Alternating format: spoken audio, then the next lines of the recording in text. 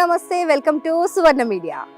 So మనకి యేసు అనగానే యవ్వనంలో ఉన్న యేసు, లేకపోతే మనకి సిలువ ధరించిన యేసు కళ్ళ ముందు ప్రత్యక్షమవుతారు. కానీ యేసు కూడా, అన్ని కష్టాలు పడ్డ యేసు కూడా మన కోసం ఎన్నో త్యాగాలు, శాంతి కోసం, ప్రేమ కోసం ఎన్నో త్యాగాలు చేసిన యేసు కూడా బాల్యంలో అత్యంత అద్భుతమైన బాల్యాన్ని ఆయన అనుభవించారు. సో ఆ అద్భుతమైన బాల్యాన్ని, ఆనందమైన ఒక హ్యాపీ ఫేస్ని చూడడానికి మనం తుర్కాయ అంజాల్కి వచ్చేసామన్నమాట. తుర్కాయ అంజాల్లో అద్భుత బాలయేసు పుణ్యక్షేత్రం ఉంది. సో ప్రస్తుతం మనం అక్కడికి వచ్చేసాం.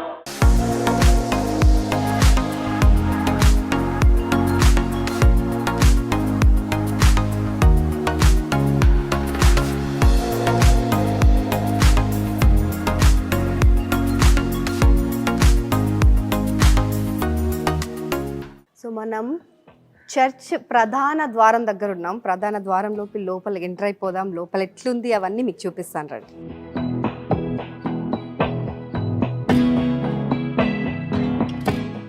ఆబ్వియస్లీ మనకి ఏ చర్చ్కి వెళ్ళినా కూడా ఎంత పీస్ఫుల్గా అనిపిస్తుంది. కానీ ఇది ఎంజాల్ చర్చ్, అది కూడా బాలయేసు అంటే పాలబుగ్గల బాలయేసు చర్చ్ నిర్మిస్తే అక్కడ ఇంకా మనశ్శాంతి, ప్రశాంతత తప్ప ఇంకేం లేదు.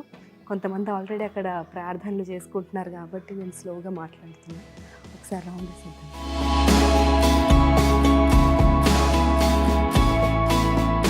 తుర్కాయ అంజాల్ అద్భుత బాలయేసు చర్చ్ లోపల మనం ఉన్నాం. సో ఈ పుణ్యక్షేత్రంలో ప్రధాన గర్భగుడి లాగా అన్నమాట ఇది. అంటే ప్రార్థనా పీఠం అంటారు దీన్ని. ఇక్కడే మనకి చర్చ్లో ప్రార్థనలు కానీ, ఏదైనా క్రిస్మస్ రోజు, పండగ స్పెషల్ ఈవెంట్స్ ఏమైనా జరిగినప్పుడు ఇక్కడ నించొని ఈ పోడియం దగ్గర బైబిల్ చదువుతారు. అండ్ ఆ తర్వాత అక్కడ వెనకాల ఉన్న సింహాసనాలు ఏవైతే ఉన్నాయో అక్కడ ఫాదర్ కూర్చొని ప్రీస్ట్ అవన్నీ చెప్తూ ఉంటారనమాట. బైబిల్లో ఉన్న సువార్తలను వివరిస్తూ ఉంటారు. అండ్ ఈ అట్మాస్ఫియర్ ఇది చూస్తున్నారు ఒక్కసారి, మొత్తం ఒక హెవెన్లో ఉన్నట్టుందన్నమాట. Complete peaceful atmosphere. At the same time పైనున్న దృశ్యాలు కూడా, అంటే లైటింగ్, బయట సన్లైట్ పడుతుంది ఇప్పుడు ప్రస్తుతం. ఆ సన్లైట్తోనే ఏదో లైట్ వస్తున్నట్టుగా అంత అద్భుతంగా డిజైన్ చేశారు అవి. అండ్ అదంతా ఆ లైటింగ్తో, ఆ పైన ఆ డోమ్ వల్ల 3D ఎఫెక్ట్గా అనిపిస్తుంది అనమాట. సేమ్ అంటే స్వర్గలోకంలో అక్కడ చూస్తున్నారు మనకి ఏంజల్స్ కూడా కనిపిస్తున్నారు. సో ఆ ఏంజల్స్ ఆ ఆకాశం నుంచి ఆ యేసుని చూస్తున్నట్టుగా అంత అద్భుతంగా అయితే నిర్మించడం జరిగింది. సో ఇది 1976 నుంచి కూడా ఇక్కడికి దాదాపు మన 2 రాష్ట్రాల్లోనే కాదు, ప్రపంచవ్యాప్తంగా ఏ పర్యాటకులు, ఏ క్రైస్తవుడు వచ్చినా కూడా తెలంగాణలో హైదరాబాద్ సమీపంలో ఉన్న ఈ తుర్కాయ అంజాల్ బాలయేసు పుణ్యక్షేత్రాన్ని సందర్శించకుండా అయితే వెళ్ళరు. సో అది అంత అద్భుతమైన చర్చ్ ఇది. సో ఇప్పుడు మనం కళ్ళ ముందు మనం చూస్తున్నాం. ఒక్కసారి లుక్ వేసేసాం.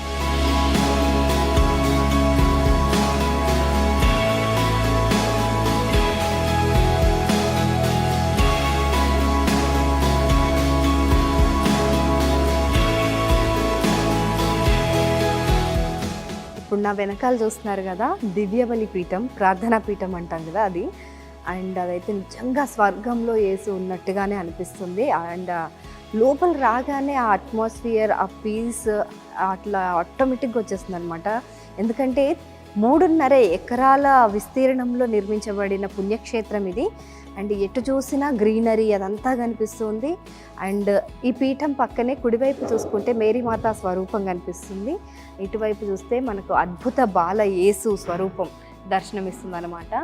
సో చూడడానికి 2 కళ్ళు సరిపోవు. అందుకనే ఎక్కడెక్కడి నుంచో వివిధ దేశాల నుంచి వచ్చిన పర్యాటకులు కానివ్వండి, తీర్థయాత్రలకు వచ్చే వాళ్ళందరూ కూడా, క్రైస్తవులు ఎవరైనా సరే ఈ పుణ్యక్షేత్రాలను దర్శించుకోకుండా వెళ్ళరనమాట. ఈ బాలయేసు అంటే మనకి తెలంగాణ, ఏపీలోనే మొట్టమొదటి బాలయేసు పుణ్యక్షేత్రం ఇది.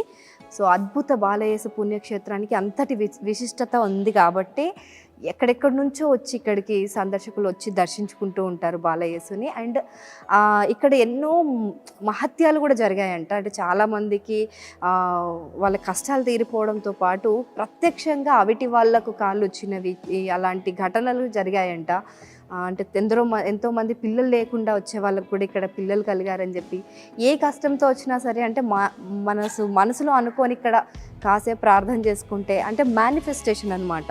ఇంతటి పీస్ఫుల్ వాతావరణంలో మనం కొద్దిగా మనసు పెట్టి అలా ఒక కోరిక కోరుకుంటే తీరకుండా ఉండదనేసి ఇక్కడ చాలామంది చెప్తున్నారు భక్తులైతే.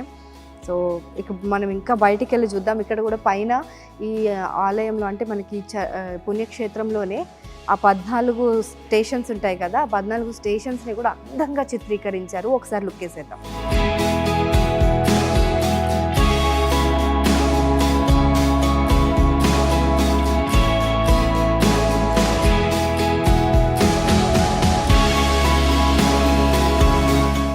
ఇక్కడ మనం ఫస్ట్ స్టేషన్ చూస్తున్నాము, యేసునాథుడు మరణ తీర్పు పొందుట అని చెప్పి క్లియర్గా అంటే కింద కూడా రాసి పెడుతున్నారనమాట. సో అదొకటి, ఆయనకి మరణదండన విధిస్తారు కదా. సో ఆ దృశ్యాన్ని మనకు కళ్ళకు కట్టినట్టుగా ఒక శిల్పం రూపంలో మనకి ఇక్కడ చిత్రీకరించడం జరిగింది. ఆ తర్వాత వెంటనే ఆయన ప్రభువుకి స్లీవను మోపించుట, ఆ ఉదంతాన్ని మొత్తం కూడా కళ్ళకు కట్టినట్టుగా చూపిస్తున్నారు. అండ్ యేసు ప్రభు మొదటిసారి స్లీవను కింద బొర్లేయుట, సో అలాంటివి మనకి ప్రతి ఒక్కటి అనమాట. అందులో జరిగిన దృశ్యాలు అన్నీ కూడా ఆ ఘటనలను ప్రతిబింబింపజేస్తూ అన్నీ మనకి కళ్ళకు కట్టినట్టుగా ఇక్కడ కనిపిస్తున్నాయి.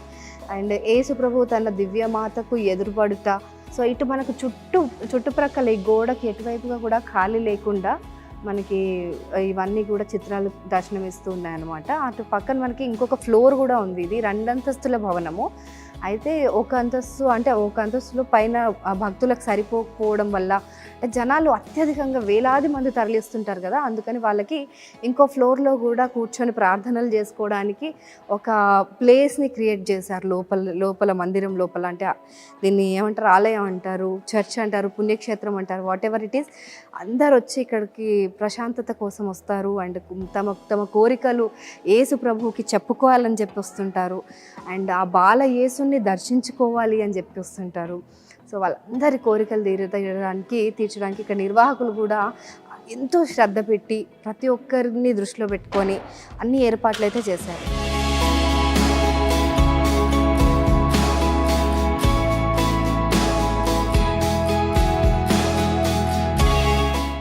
సో ఇక్కడ మనకు ఒక తేరు కనిపిస్తోంది. అండ్ ఈ తేరుని ప్రతిరోజు కూడా ఈ పుణ్యక్షేత్రంలో ఈ గ్రామం మొత్తం, యంజాల్ గ్రామం మొత్తం అంటే యాత్రలాగా నిర్వహిస్తారనమాట. పల్లకి సేవలాగా ఊరేగిస్తారు. సో తేరు ఊరేగింపు కూడా జరుగుతుంది.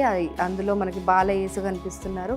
ఆయన చేతిలో సిలువ, ఆ సిలువకి కోరికలు కట్టిపెట్టినవి ఉంటాయి. అందంగా అలంకరించి రోజు సాయంత్రం అలా గ్రామం అంతటా కూడా ఊరేగిస్తారనమాట. సో ఇది ఆ తేరు.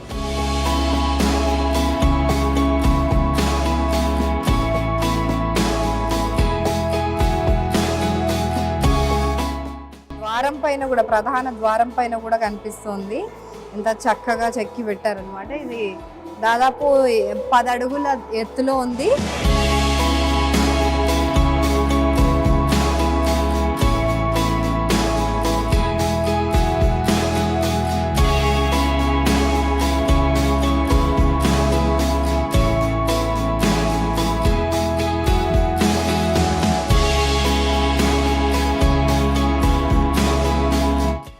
ఇక్కడ మనకి ఎంత చక్కటి గార్డెన్ ఏరియా కూడా ఉందన్నమాట. ఈ చర్చ్లో వచ్చి సేద తీయడానికి, అంటే భక్తులు ఆ దర్శించుకున్న తర్వాత వచ్చి హాయిగా సేద తీయడానికి చక్కటి గార్డెన్ ఏరియా లాగా ప్రశాంతమైన ఒక హోలీ ప్లేస్ మనకు కనిపిస్తోంది. సో ఇదంతా గార్డెన్.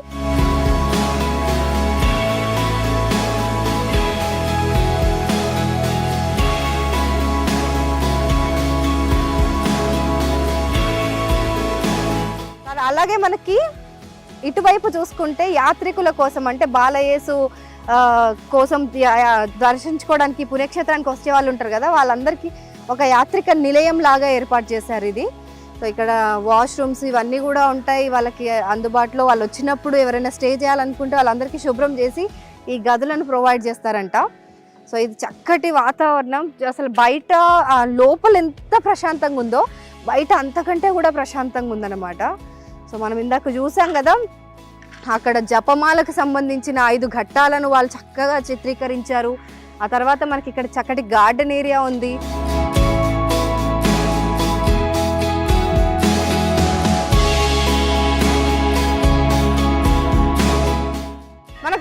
పుణ్యక్షేత్రాలు సమర్పిస్తారు కదా, అలాగే మనకు తుర్కయంజాల్ బాలయేసు పుణ్యక్షేత్రంలో కూడా ఇక్కడ తలనీలాలు ఇచ్చుటకు ఒక ప్రత్యేకమైన స్థానం ఉందన్నమాట.